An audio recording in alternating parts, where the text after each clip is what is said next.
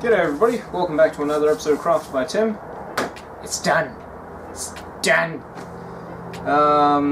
So this is day 6 of the mini hydraulic press build. Finally got the mini in there.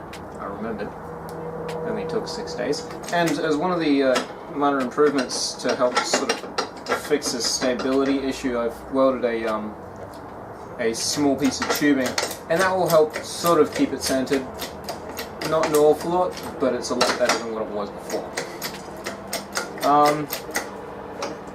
As for how well it works,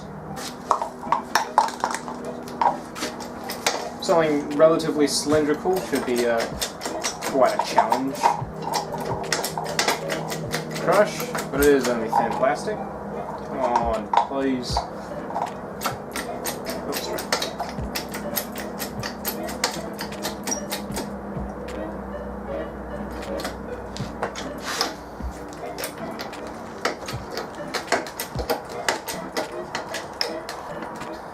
I think that's why, like, springs are so important in this, because it helps, like, not only bring it back down, and I could probably still put springs in now, just drill a hole in here and a hole through here, and I should be able to loop a spring through it. But it also helps keep it a little more centered and balanced. But nonetheless, it took like no effort to do that, so wondering what else I can do. Let's try putting on the lid of this can, because the can's not great and the lid's not quite on there either.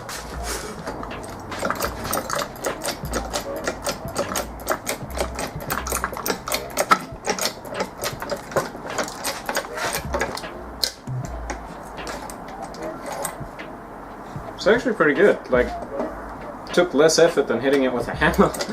And I got a really nice even crush on that. And do you have a thing that doesn't close properly because they don't make tins like they used to? Well, hydraulic jack to the rescue.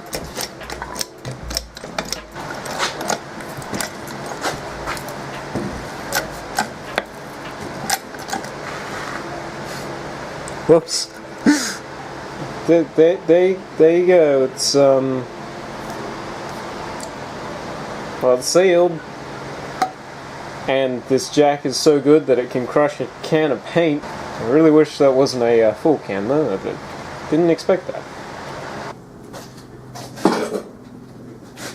Well, there you have it. One finished and painted hydraulic jack. For obvious reasons, I tried to go for the whole sort of steampunky look,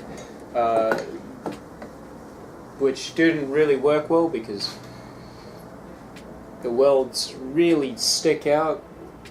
I just basically wanted to get a few coats of paint on it to make sure that it wouldn't rust incredibly quickly. I reckon it's actually a pretty good finished product though. And with the help of this little tube down here,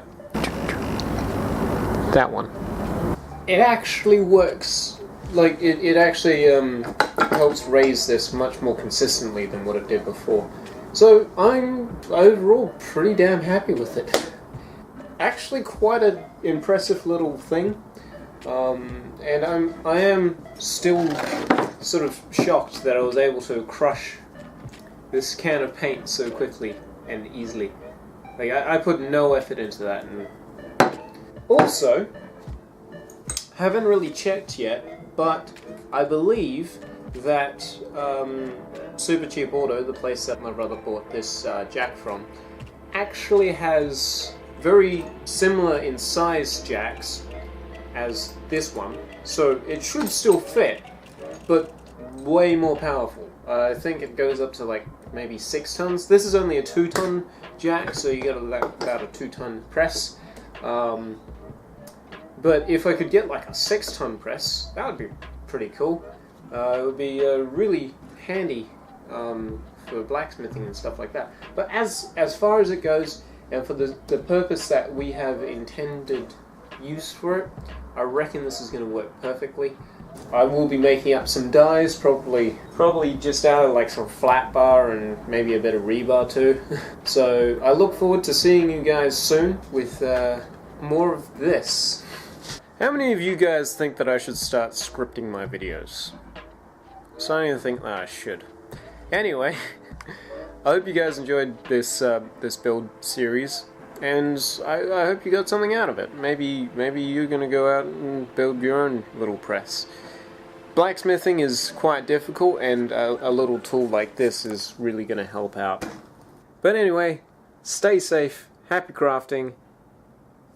Don't forget that hydraulic presses can be quite dangerous, so just keep that in mind in case you decide that you want to stick your hand inside one. But in the meantime, cheers.